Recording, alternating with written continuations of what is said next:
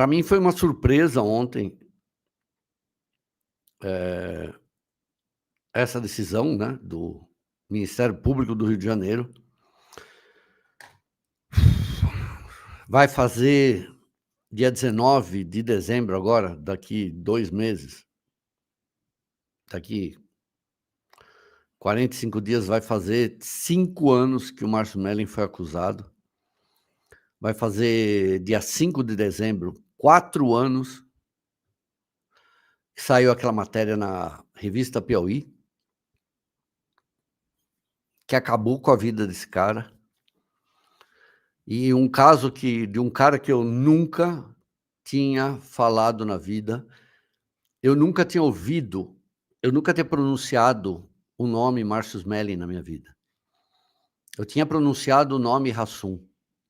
Quando eles fizeram Cara de Pau, né, que era o programa, quando estreou, eu acho que eu tinha a coluna lá na Folha.com, e um dia ele passava de domingo à tarde. E um dia acho que eu falei en passant, assim, né, falei assim: "Ah, legal esse programa, é divertido". E eu vi a cara do Mellen, mas assim, nunca falei. E assim, eu jamais imaginei que a minha vida fosse, se entrelaçar com uma pessoa absolutamente estranha. E se entrelaçar de um jeito que chegou a abalar a minha saúde. Não por causa dele, mas por causa do caso. Eu que já tinha ansiedade, né, eu que já tive sempre ansiedade, eu que já sofria, um bullying desgraçado dentro do lugar que eu trabalhava, né, um assédio moral, não só de chefia, mas também de coleguinhas de trabalho, gente sem moral, sem caráter. Eu trabalhei com uma pessoa lá no UOL, eu tenho até medo de cruzar com esse cara em algum lugar, né, porque eu tenho medo de perder meu réu primário. Uma pessoa que me prejudicou demais, gente, uma pessoa suja, baixa, então eu já sofria tudo isso. Isso começou em 2014, porque entre 2004 e 2014 eu tive uma dos melhores lugares que eu trabalhei na minha vida foi o UOL, né. Quem me levou para o UOL foi Paulo Henrique Amorim. Comecei trabalhando com ele na bancada, sabe, é uma honra trabalhar com um cara com a experiência dele. Quando ele saiu, comecei a trabalhar com a Lilian Vitfib, que foi uma das jornalistas que mais me ajudou. Se eu estou aqui hoje, também é por causa dela. Vocês não sabem, minha dicção hoje é ruim, mas vocês não imaginam como era antes. Ela me chamou uma fonoaudióloga no UOL. Isso de 2004, 14. Em 2014, eu era de 2004 até 2014, eu era, do UOL Notícias. Quando me passaram para entretenimento, e eu tive que conviver com outro tipo de pessoa, ali minha vida virou um inferno, sabe. Então eu já vinha de 2014, 15, 16, 17, 18, 19, 20, vivendo o inferno, né. Hoje eu vejo as mensagens que eu mandava, eu devo ter tido uns 8 editores diferentes ali, né. É que eu nunca vou processar o UOL, né, não tem motivo. Eu tive sempre respeito, eh, da família Frias, né. Tudo que eu sou, eu como jornalista, eu devo à família Frias, ao Otávio, que Deus o tenha, ao seu Frias, ao Luiz Frias, que sempre me respeitou muito, mas aquela redação tinha pessoas maravilhosas também, tá. Mas tinha, sabe, 2, 3 pessoas ali que eram absolutamente, eu não vou nem falar que tóxica, nojenta. Quando chega 2020, sai essa matéria da Piauí, dia 5 de dezembro de 2020, eu não tive nenhuma dúvida que o Márcios era culpado. Assim como vocês. Quem falar aqui hoje eu vejo muita gente falando assim: "Ai, eu sempre desconfiei dessas mulheres". É mentira. Assume, como eu assumi. Você acreditou, como todo mundo acreditou. Quem vai duvidar? Ainda mais eu, né, cobrindo a Globo, ouvindo tanta história ali de assédio durante décadas, décadas.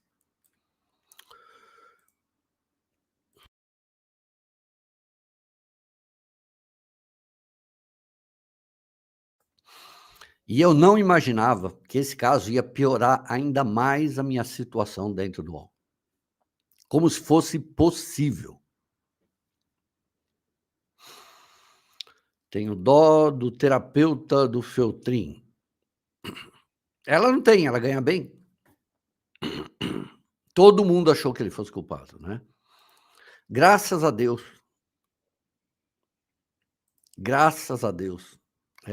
que ao longo da minha carreira eu fiz muitas fontes dentro da Globo. Nas outras emissoras também. Graças a Deus, né? Porque eu errei 2 dias. Eu errei no dia... Saiu a revista no dia 5, eu errei. Fiz um texto e um vídeo, que estão eternizados aí. Eu errei também no dia seguinte, dia 6.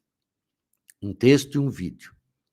No final da tarde do dia 6, uma pessoa que nunca fala comigo, me conhece dentro da Globo, me respeita, foi essa pessoa que me alertou. Porque todo mundo pensou, quando sai a matéria, que tudo aquilo que estava na matéria da Piauí tinha acabado de acontecer. E essa pessoa que me alertou falou: cara, isso tudo que está acontecendo com o Márcio já faz 1 ano. Isso começou ano passado. Vocês não sabem o que essas mulheres estão fazendo. Tanto que ele fala para mim: você tem certeza do que você está escrevendo? Falou, ele nunca falava comigo. Ele falou assim: eu respeito muito o seu trabalho, por isso que eu te pergunto isso, você tem certeza? Ou você está opinando? Eu falei: olha, eu estou opinando, mas você sabe que eu estou sempre na Globo, você sabe a história do diretor tal, do outro diretor tal. Falou assim: essas são outras coisas. Ele falou: essas pessoas não estão mais aqui. Você sabe se essa história é verdadeira? E aí eu fico sabendo tudo o que estava acontecendo por trás dessa história, da pressão que essas mulheres estavam fazendo, da intimidação que elas estavam fazendo contra outras mulheres dentro da Globo, para que elas acusassem o Márcio Melling. E é aí que eu vou acordando e falo: isso não está certo, gente. Eu falei: isso não existe em assédio. O cara já tinha perdido emprego em agosto, a matéria sai em... Foi tudo tão pensado, gente, e tudo tão maléfico, porque a Calabresa acusa ele em dezembro de 2019.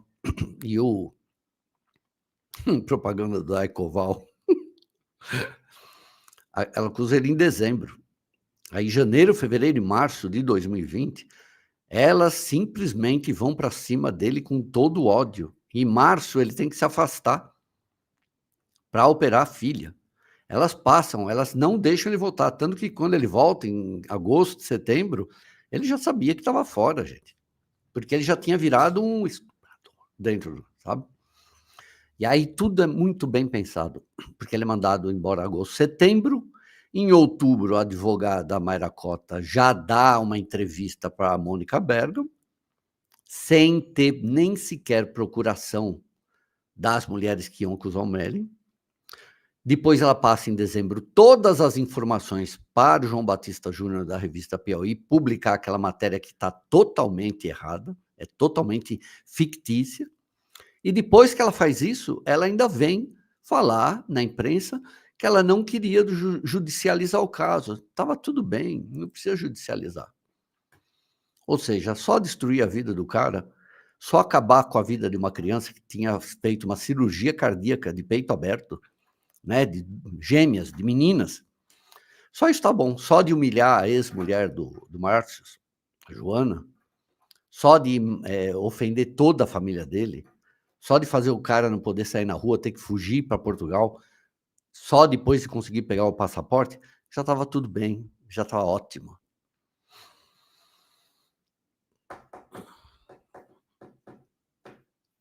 Eu podia ter deixado para lá, sabia, gente? Eu podia ter deixado para lá. Se eu ficasse quieto, se eu tivesse deixado quieto assim, eu não tinha passado o que eu passei. Mas eu não me arrependo, gente. Eu não me arrependo. Mas eu jamais pensei, né, que isso. E que o Ministério Público chegou à conclusão ontem, deixa eu ler aqui para vocês. A Folha tirou do ar ontem, deixou 1 horinha aí, já tirou, né? Só que esqueceu de tirar da mais lidas. Veja, a matéria foi tirada da homepage, só que esqueceram de tirar da mais lidas ainda. Porque dá para tirar na mão aqui, ó. O Ministério Público do Rio pediu à Justiça. Veja bem, o Ministério Público pediu, tá? Eu não sei que tipo de trama política que pode ter, porque vocês sabem que essas mulheres foram recebidas pela primeira-dama na qualidade de assediadas pelo Márcio Smelling. E a gente viu uma primeira-dama ainda falar em público: eu também fui assediada enquanto estava abraçada com essas mulheres, tá bom? Então, eu não sei, isso aqui é uma decisão do Ministério Público, eu não sei se essa advogada, né, que foi funcionária da Gleisi Hoffmann e da Dilma Rousseff, eu não sei o que ela pode tramar, porque ela já derrubou uma promotora. Eu não sei se ela tem todo o poder do mundo. É capaz dessa promotora aqui passar a ser cancelada agora, ser destruída pela militância femista que manda lá no Ministério das Mulheres, tá bom? Então, isso é uma decisão do Ministério Público. Quer dizer, o Ministério não decide nada. O Ministério fez um parecer baseado em tudo que eles viram aqui. Inclusive, a Mônica não fala, mas mais de 70 vídeos meus foram assistidos pela promotoria e disseram que eu não fiz absolutamente nada. Porque sabe qual é a acusação contra mim? Ele mistura fatos e opinião. Veja, é tipo assim, você pega o artigo 5º da Constituição, limpa a bunda com ele e depois joga na privada. E entope a privada. É isso que elas fizeram nessa acusação. Veja, então, quem vai decidir a justiça, tá? Não tem nada decidido. O Ministério Público do Rio de Janeiro pediu à Justiça o arquivamento de um processo investigatório criminal em que 4 mulheres denunciam o ex-diretor de humor da TV Globo pelo crime de violência psicológica contra elas. Outras 4 são as que acusam a mim, certo? Ainda não tem nada decidido sobre isso. Está em outra vara, você entende? Lá pode pegar uma outra promotora que decide me transformar em réu, tá bom? Não tem nada, comigo não tem nada, isso aqui é o Márcio, tá bom? Mas meus vídeos foram assistidos por essa promotora. O procedimento foi aberto para apurar o conteúdo de 132 vídeos postados pelo ex-diretor em redes sociais. Neles, Smelling se defendia das acusações de assédio sexual feitas por elas à justiça e que o transformaram em réu. O MP tinha como objetivo verificar se as postagens de Smelling sobre o caso continham comentários públicos constrangedores e desqualificadores das vítimas e testemunhas, desencadeando contra elas manifestações de ódios em redes sociais. A promotora Fabiola Loves concluiu que o ex-diretor fez postagens apenas para se defender. Em seu pedido de arquivamento, ela invoca ainda um laudo assinado por 4 peritas do Ministério Público, só mulheres, juíza, 4 peritas, promotora, juíza. A análise técnica apontou que o discurso das vítimas é sugestivo de combinação, apresentando ainda muitas contradições, diz a promotora sobre as mulheres que denunciam Smelling. Ela afirma que o laudo técnico que analisou as oitivas das supostas vítimas, a oitiva são os depoimentos, salienta que todas mencionam estar sofrendo de ansiedade, insônia, depressão, vergonha e que foram prejudicadas na vida profissional, assim como mantém o mesmo discurso e comportamento sugestivo de um direcionamento orientado. Em seu despacho, a promotora afirma que a cronologia das publicações do ex-diretor deixa inequívoco que o investigado somente passou a se manifestar sobre as acusações depois de ser citado em várias matérias e entrevistas da advogada das acusadoras, Mayra Cota, bem como em manifestações de apoio às vítimas, notadamente em redes sociais. Abre aspas. Se as supostas vítimas se valeram reiteradamente da exposição do caso nas redes sociais e na mídia para apresentar suas versões dos fatos, nada mais equitativo que se garanta àquele que foi citado nas postagens as mesmas formas para se defender dentro de um juízo de proporcionalidade. Ela ainda ressalta que o discurso de Smelling é defensivo, indignado, contestatório e que manteve durante 3 anos absolutamente retilíneo, ou seja, ele manteve a mesma postura, os mesmos argumentos, desde o início das manifestações e a mesma coerência.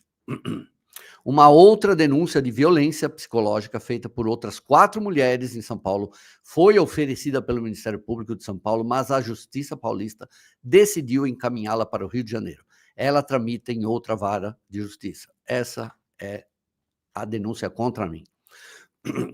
Essa denúncia contra o Mellen e contra mim, entre outros argumentos ocos, usa um estudo feito, como eu falei para a Márcia, feito por esse,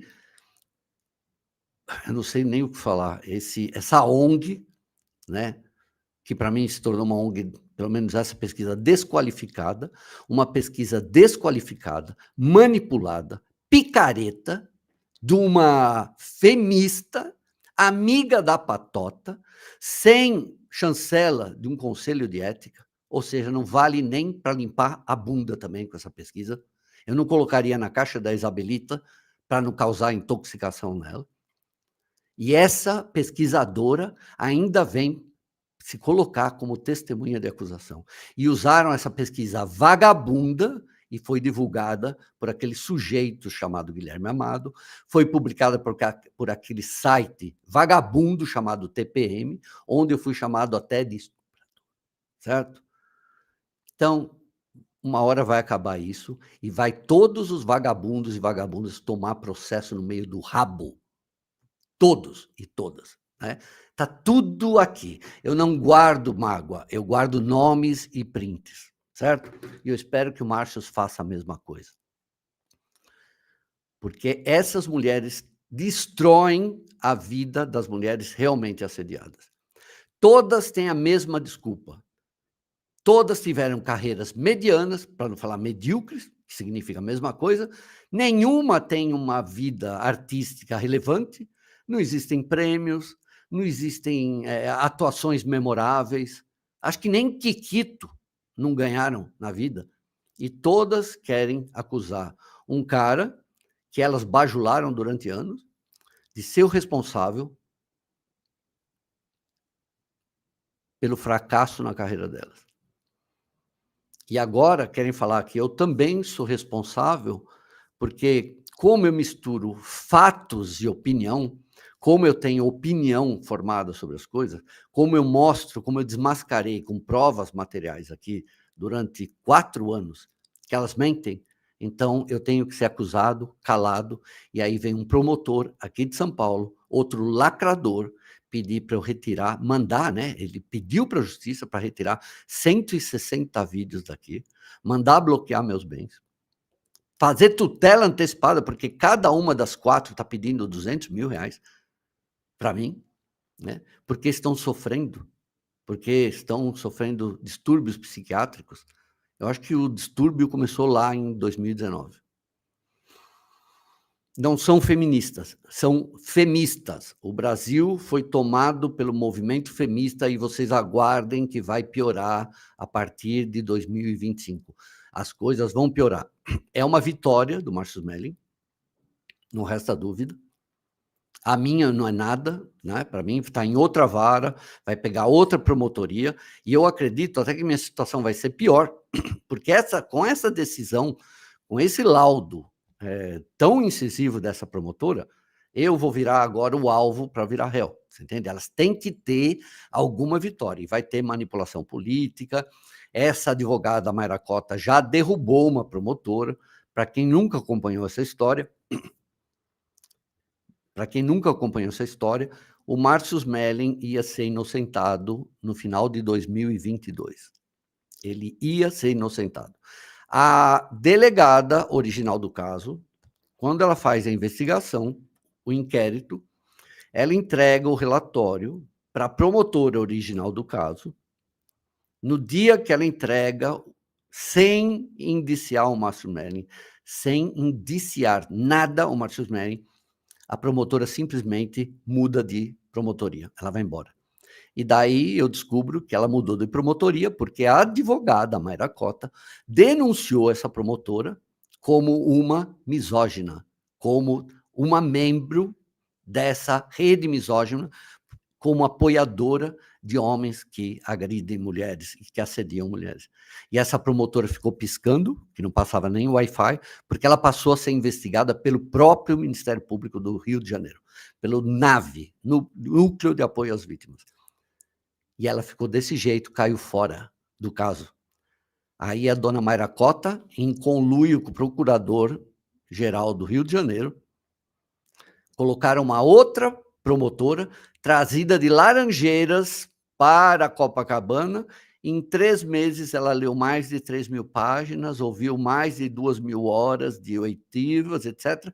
E nem assim conseguiu denunciar o Márcio Smelling pelas 8 acusações. Só 3. E por 3 mulheres que ele não tinha contato há anos. É isso que virou esse caso, né? E agora vocês falam, o que vai acontecer com as mulheres verdadeiramente acusadas, verdadeiramente assediadas? Elas vão ser acusadas de ser mentirosas.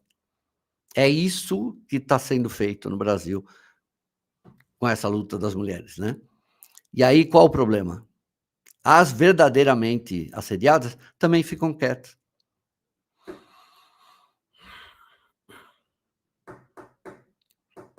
E é engraçado, né? É só ódio, gente. É só ódio.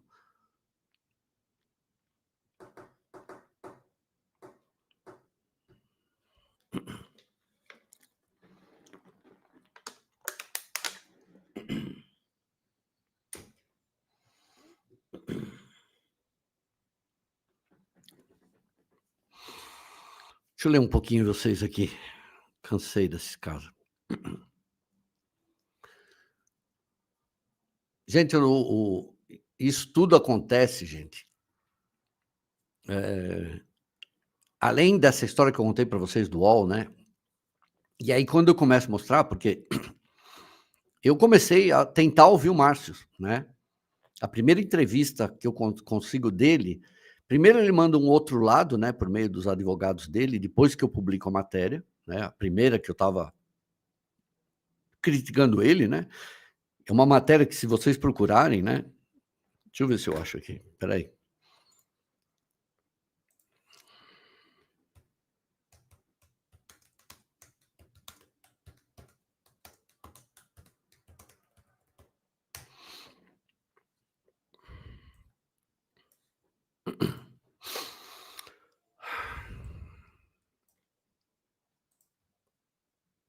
Peraí, gente, eu já vou mostrar para vocês. Gente, eu escolhi essa foto para ser a mais bonita. Dia que eu escrevi essa matéria, gente, dia 6 de dezembro. Essa matéria, simplesmente, eu estou descascando a Globo. Eu escolhi a foto mais bonita dela, né, porque eu estava simplesmente tocado com a história, eu não tinha nenhuma dúvida, que essa mulher tinha sido assediada, eu não tinha nenhuma dúvida que o Márcio era um vilão da Globo, mais um vilão da Globo, né. Mal sabia eu que estava fazendo o papel de idiota, né. Assim como muitos de vocês, a maioria absoluta de vocês. E a Globo ainda emite, ela arquiva no DAA, Desenvolvimento e Acompanhamento Artístico, uma vez a denúncia, arquiva 2 vezes a denúncia no compliance da Globo, ela emite uma nota para o Ministério Público do Trabalho afirmando que não houve assédio, e ainda assim essa senhora continua trabalhando lá. O senhor Eduardo Sterblich continua não só trabalhando lá, como representando a Globo em eventos como Upfront, e foi o primeiro mentiroso a ir depor contra o Márcio Smelling, sem ter prova nenhuma, e chega a falar isso na frente de uma promotora. Eu não tenho prova, mas eu ouvi a Verônica Debon falar. Aí aparece outra mulher para depor contra o Melling e fala assim, não, eu não vi nada, mas eu ouvi a Verônica Debon falar. Aí, quando eu vou lá na Globo, eu descubro que a Verônica Debon tinha sido denunciada por intimidação contra outras mulheres. E a Globo, bunda mole, não fez absolutamente nada, né? Por isso, cada vez mais eu tenho desprezo pela Globo, né? E aí vem com essa história de compliance. Não, nós estamos fazendo a excelência. Não serve para porra nenhuma esse compliance, Dona Globo. Não serve para nada. Dona Globo se acovardou. A culpa de tudo isso ter acontecido é da Globo. Não é nem da Mayra Cota.